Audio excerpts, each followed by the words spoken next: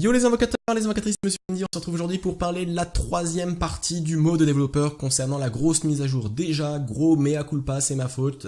Sur la dernière vidéo, la théorie n'est pas fondée, donc je me suis fait un peu troll, donc je m'excuse platement. Et on va avancer ensemble pour regarder la nouvelle grande mise à jour, troisième partie au Monculus.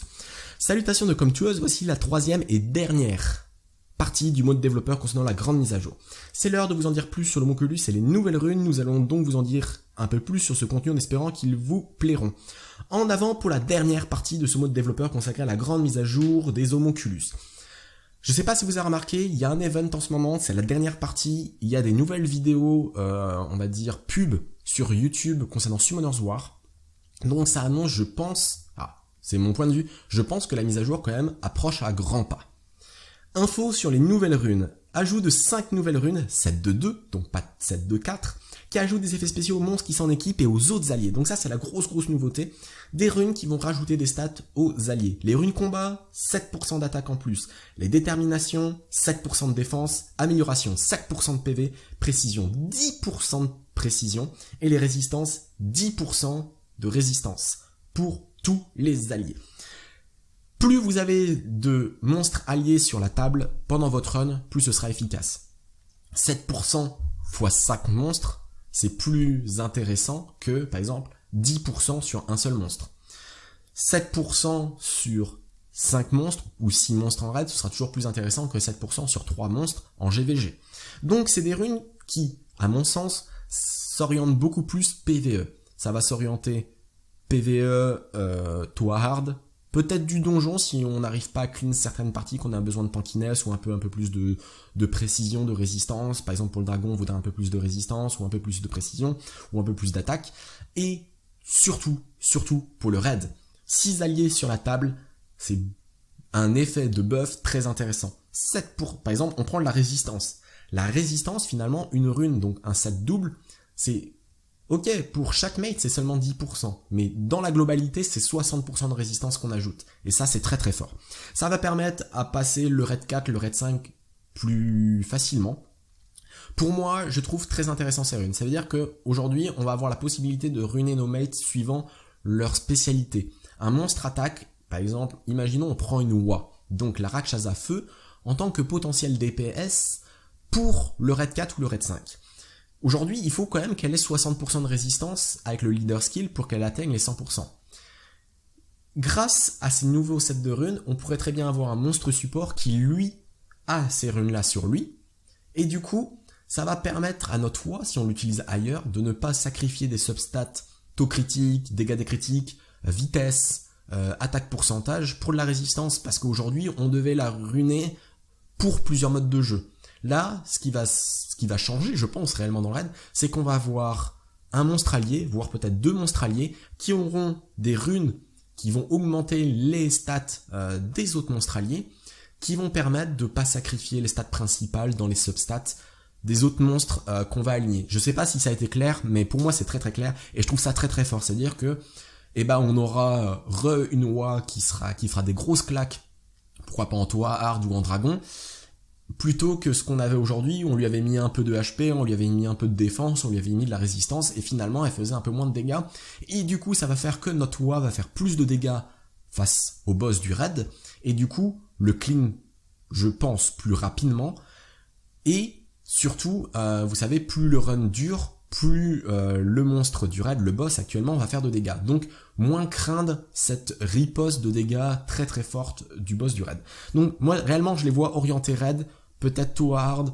PVP, il y a peut-être des possibilités, un gros monstre DPS, un Lucian, un Téchar, AOE, qui aurait ces 3 mates à côté, qui auront des runes, qui vont booster l'attaque. Ça va permettre d'avoir un Lucian qui va avoir beaucoup d'attaques, il ignore la défense, avec un boost par exemple de siècle derrière, tout critique, attaque. On peut peut-être one-shot une team, mais je sais pas si ça va être vraiment viable à haut niveau. Voilà. Équiper plusieurs sets va additionner les effets de sets de runes comme les anciens sets de runes de 2, oui. L'effet de rune sera appliqué selon les capacités de la cible et non pas par les capacités du monstre qui l'équipe. Très bien. Les nouvelles runes peuvent être récupérées via le système de crafting, tu peux les récupérer les matériaux dans les donjons de Rift. Ça, on le savait déjà. Les nouvelles runes vont te permettre d'augmenter les capacités de tes monstres et en augmentant différentes capacités pour de nouvelles stratégies. Un peu ce que je viens d'exposer, et je pense que ça très intéressant, ça permet à plein de nouveaux joueurs d'aller vers le raid, d'aller vers les nouveaux raids là qui vont apparaître aussi avec la nouvelle mise à jour, donc pouvoir crafter et permettre aux joueurs de pas avoir cette petite, d'avoir ce petit sentiment de se dire ah je peux pas toucher à tout dans le jeu parce qu'aujourd'hui mes runes ne le suffisent pas. Faut quand même être réaliste. Aujourd'hui on va pas faire du raid pour faire du raid 1 ou du raid 2. Mais là, avec du craft possible, avoir des matériaux, ces runes-là, on va, je pense, avoir des joueurs qui vont avoir 5, 6 monstres, 6 étoiles, qui vont pouvoir faire tranquillement du raid 3, peut-être du raid 4, grâce à ces runes-là. Donc très très bonne nouvelle. Passons maintenant aux homunculus. Nous avons examiné plusieurs façons de mettre en œuvre une fonctionnalité qui permet aux invocateurs de choisir les compétences du monstre qu'ils le souhaitent. Donc ça va être avec un arbre de compétences, un peu dans la façon des MMORPG. À partir de là, nous avons commencé à développer nos différentes idées et nous sommes arrivés à ce concept de homunculus. Le premier homunculus sera de type attaque. Donc, premièrement, on aura un type attaque. Par la suite, je pense qu'on aura un type support, un type défense, un type HP. Ça semble logique. L'invocation magique interdite, homunculus. Le conseil des invocateurs a autorisé l'utilisation de cette invocation uniquement pour les plus expérimentés sous certaines conditions. D'accord. Fonction des homunculus. L'homunculus est un monstre 5 étoiles naturel. Donc ça c'est cool parce que 5 étoiles naturelles, on va avoir un monstre avec des stats normalement plus élevées qu'un 2 étoiles. Naturel de type attaque avec 3 compétences actives et une compétence passive. Ça c'est bien, c'est normal, mais c'est bien. L'homunculus peut être invoqué via le bâtiment de crafting et les matériaux requis pour l'invocation peuvent être obtenus dans le donjon de Rift. Donc donjon de Rift, nouvelle rune, homunculus. Tu peux renommer ton homunculus, why not, c'est un peu le petit plaisir. Donc les homunculus n'ont pas de nom en forme éveillée, ça va être à nous de le donner un peu comme peut-être un Pokémon qu'on pourrait donner un nom, je sais pas. Tu peux choisir la compétence que tu souhaites et le faire évoluer via l'évolution de compétences et chaque étage d'évolution nécessite des matériaux. Donc chaque sort, on aura peut-être un sort de base, donc on va regarder ça après, et après on peut l'évoluer avec le crafting. Tu peux augmenter ton niveau, évoluer, éveiller et améliorer l'homunculus de la même manière que les autres monstres. Donc ça, on reste sur le même gameplay que d'habitude. Tu peux réinitialiser l'évolution des compétences et choisir de nouveau ces compétences. Ça c'est bien, ça c'est bien. Pour mon expérience, je vois dans les MMORPG, des fois on monte l'arbre de compétences, on arrive à un truc, la méta change, des nouveaux donjons apparaissent et du coup notre arbre de compétences ne correspond plus à la méta et on est frustré. Le fait de pouvoir reset, ça c'est très très bien. Le niveau, le niveau, le statut d'évolution, le statut d'éveil, le niveau de compétence et les runes seront conservés quand tu réinitialises l'homunculus. D'accord, très bien. Donc on repart pas à zéro, et ça c'est cool. L'homunculus possède l'attribut feu quand tu l'invoques pour la première fois et tu peux changer l'attribut au premier palier d'évolution de compétences. Donc ce qui va être intéressant, on va voir après. Donc seuls les attributs feu, eau, vent sont disponibles, donc pas de dark, pas de lumière. Ce qui va être intéressant, c'est de savoir est-ce que ça va être les mêmes sorts entre le feu, le vent et l'eau. Parce que si c'est pas les mêmes sorts, c'est là où on va se dire bah tiens, je vais plutôt faire mon homunculus type attaque eau pour tel type de jeu. Donc ça c'est très très fort. L'homunculus peut obtenir la compétence passive via l'éveil et l'évolution de compétences sera uniquement appliquée aux 3 compétences actives. D'accord, ok. Donc l'homunculus peut obtenir la compétence passive via l'éveil, c'est-à-dire avant qu'il soit éveillé, il n'aura pas la compétence passive apparemment. C'est assez spécial pour un 5 étoiles natif normalement. Via l'éveil et l'évolution de compétences sera uniquement appliquée aux 3 compétences actives. Donc c'est-à-dire qu'il faut activer la compétence pour pouvoir l'évoluer. L'homunculus n'a pas de compétence leader, donc pas de leader skill. Un passif mais pas de leader skill. D'accord. Bon. D'accord. C'est tout pour les fonctions de base de l'homunculus et parlons maintenant de l'évolution de compétences. Donc on va avoir un petit tableau. Donc on voit donc c'est vraiment dans le bâtiment de craft, building, rune, homunculus et spécial. Donc les spéciales, vous savez, ça va être les objets par exemple de décoration sur notre île. Donc reset de skill, donc on voit le petit bouton reset de skill. On voit 5 paliers. On voit que c'est des skills qu'on connaît. Hein. Le premier c'est contre-attaque. Le deuxième c'est un blow, donc c'est une charge. Le deuxième skill en bas, c'est comme les Beast Monk, comme la méditation en 3. En 3, en haut, c'est Scratch, donc c'est l'égratignure, c'est par exemple Raok, c'est les Inugami.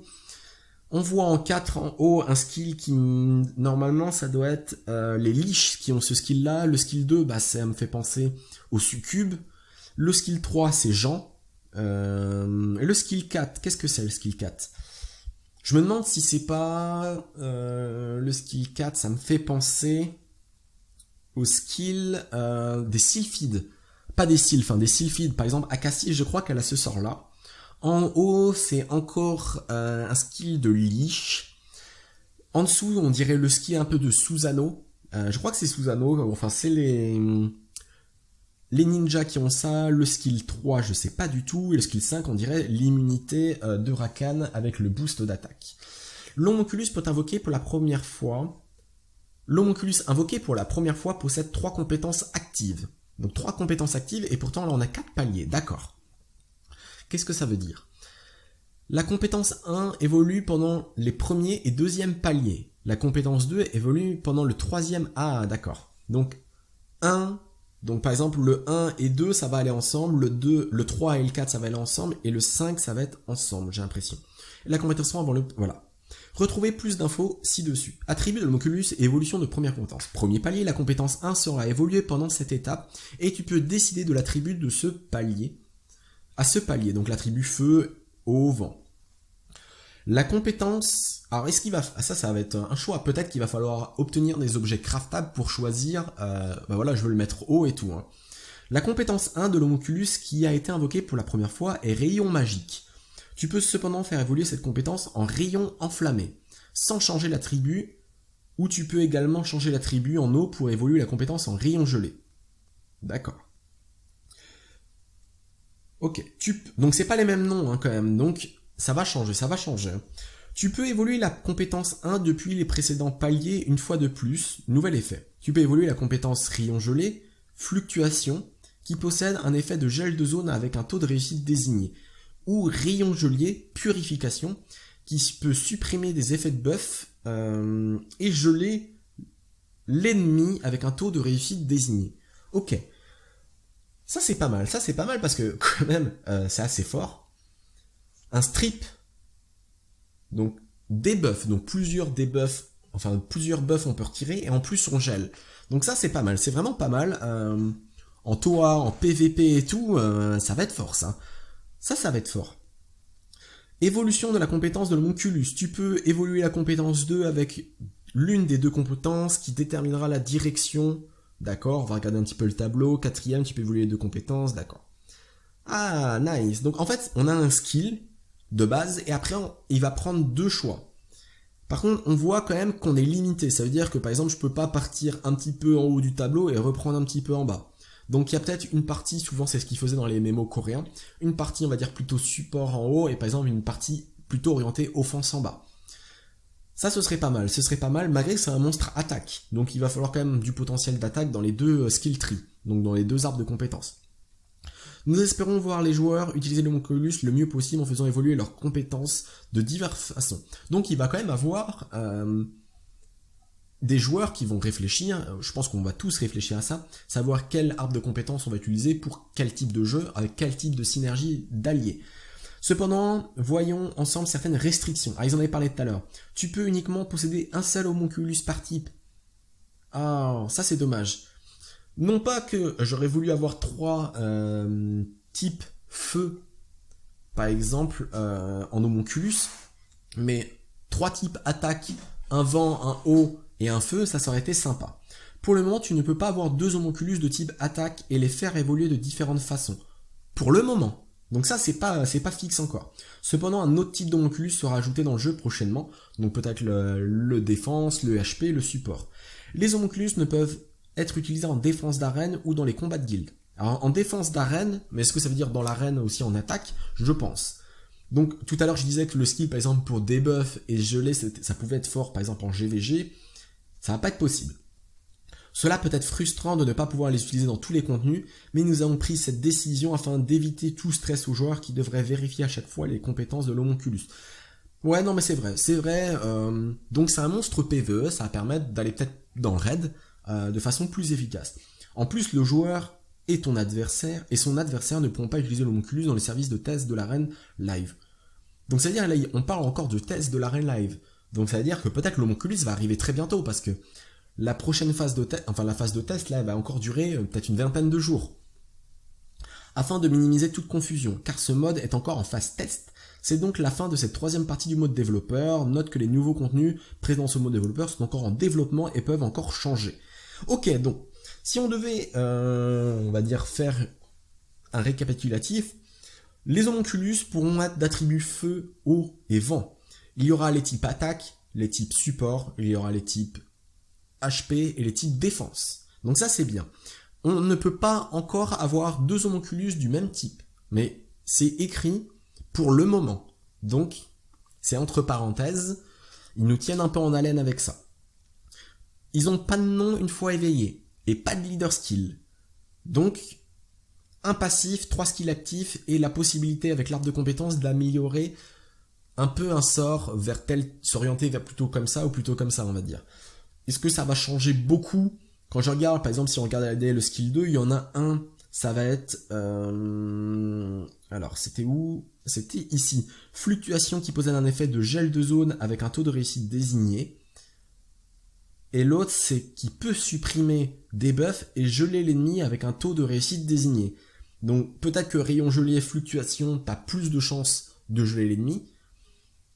Purification, tu peux debuff des améliorations de l'ennemi, le geler aussi, mais tu auras peut-être moins de taux de réussite.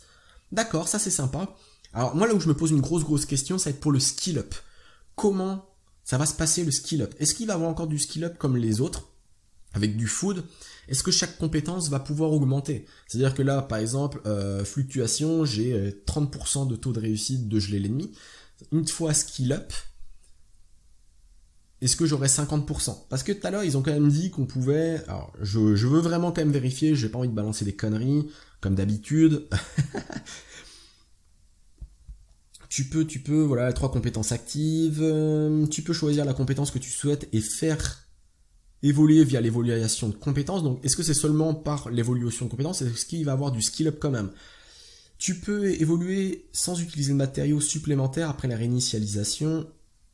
La compétence ou la compétence a été évoluée. Donc voilà, ça va être encore à voir. Je ne sais pas s'il va y avoir du skill up dans le sens on food, on skill up, on donne un Diablemon, ça skill up. Ou si ça va être par du craft. J'espère que ça va être par du craft et j'espère qu'il y aura toujours ce système de skill à plusieurs paliers. Voilà, 6 niveaux d'amélioration pour le skill 1, 7 niveaux d'amélioration pour le skill 2 par exemple. J'espère que ça on va pas le retirer parce que ça va permettre quand même de se dire allez on va farmer à fond comme des Coréens le raid pour pouvoir avec les skill up max. Donc ça va être quand même un contenu qui va nous occuper je pense pendant 2, peut-être 3 mois pour les joueurs les plus à l'aise dans le jeu. Bon bah voilà, une bonne petite vidéo qui rectifie la grosse merde que j'avais dit la dernière fois, je m'en excuse encore. Les runes très orientées raid à mon sens, peut-être qui va permettre aussi de moins se diversifier dans les substats de nos monstres actuellement.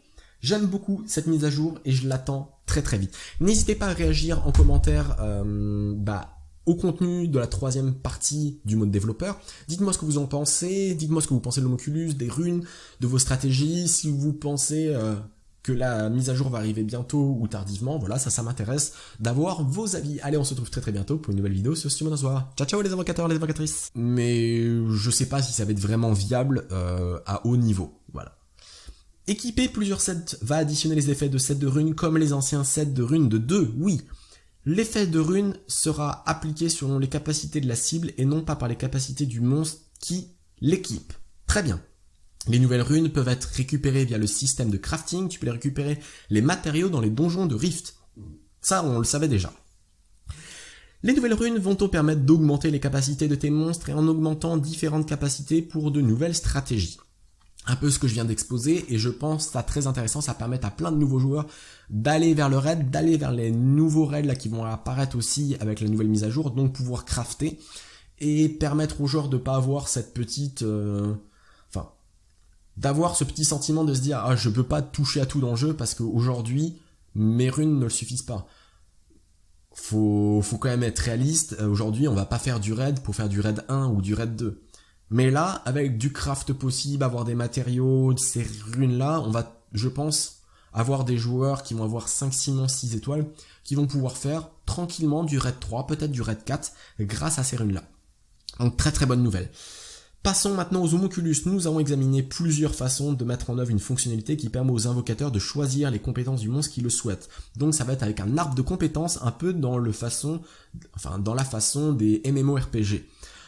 À partir de là, nous avons commencé à développer nos différentes idées et nous sommes arrivés à ce concept de homonculus. Le premier homonculus sera de type attaque. Donc, premièrement, on aura un type attaque.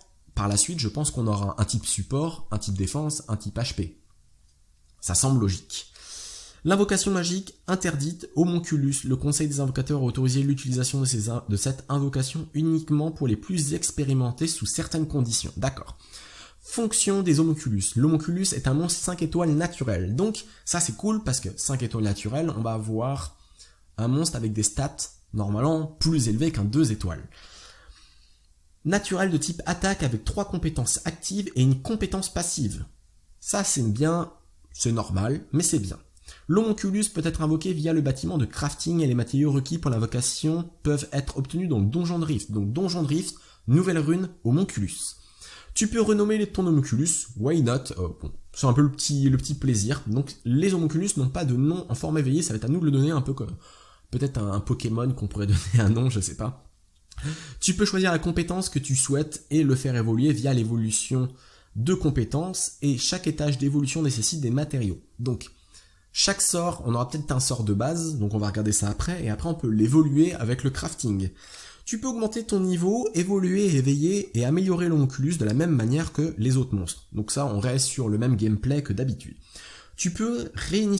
Yo les invocateurs, les invocatrices, monsieur Andy, on se retrouve aujourd'hui pour parler de la troisième partie du mode développeur concernant la grosse mise à jour. Déjà, gros mea culpa, c'est ma faute.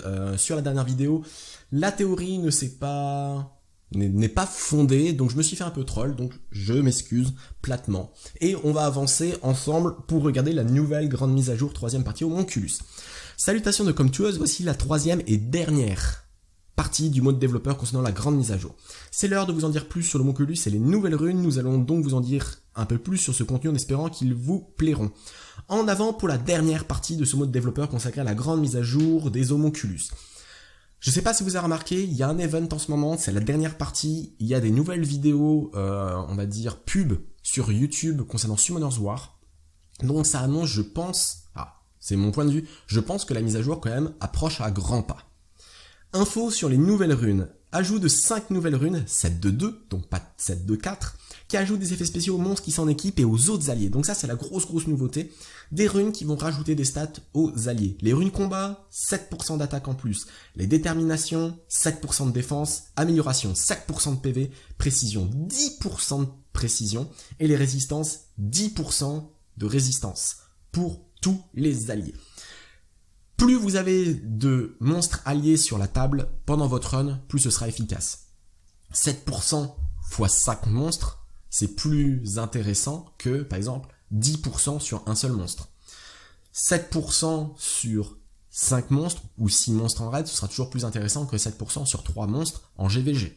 Donc c'est des runes qui, à mon sens, s'orientent beaucoup plus PvE. Ça va s'orienter PvE, toit hard, peut-être du donjon si on n'arrive pas à clean certaines parties, qu'on a besoin de tankiness ou un peu plus de précision, de résistance. Par exemple pour le dragon, on voudrait un peu plus de résistance ou un peu plus de précision ou un peu plus d'attaque.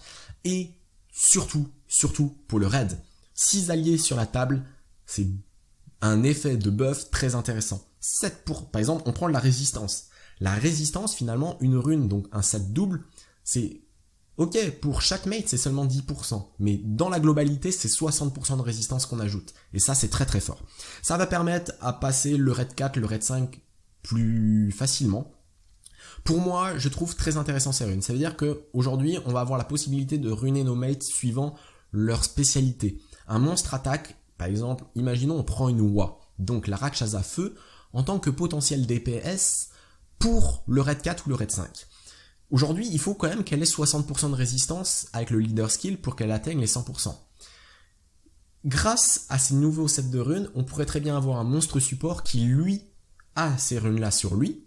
Et du coup, ça va permettre à notre WoA, si on l'utilise ailleurs, de ne pas sacrifier des substats taux critique, dégâts des critiques, vitesse, attaque pourcentage pour de la résistance, parce qu'aujourd'hui on devait la runer pour plusieurs modes de jeu.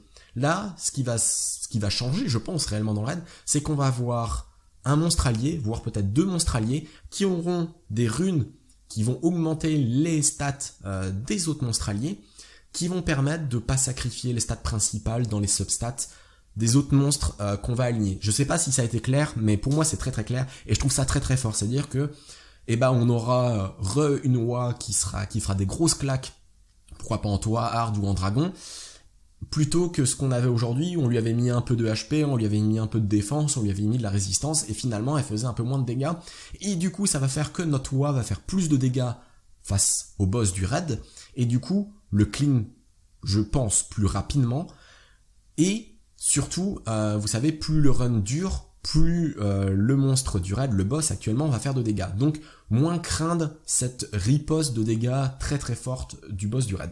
Donc, moi, réellement, je les vois orientés raid, peut-être Toa hard. PVP, il y a peut-être des possibilités, un gros monstre DPS, un Lucian, un Téchar, AOE, qui aurait ses 3 mates à côté, qui auront des runes, qui vont booster l'attaque. Ça va permettre d'avoir un Lucian qui va avoir beaucoup d'attaques, qui ignore la défense, avec un boost par exemple de siècle derrière, tout critique, attaque. On peut peut-être one-shot une team.